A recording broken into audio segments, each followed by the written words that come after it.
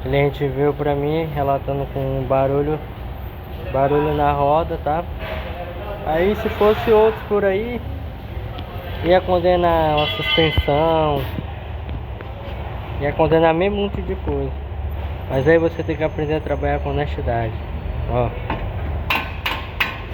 reparo solto aí, ó. Reparo da pinça solta. Fizeram o serviço aqui da troca da pastilha, mas não colocaram o reparo correto. Uma dica aí, galera.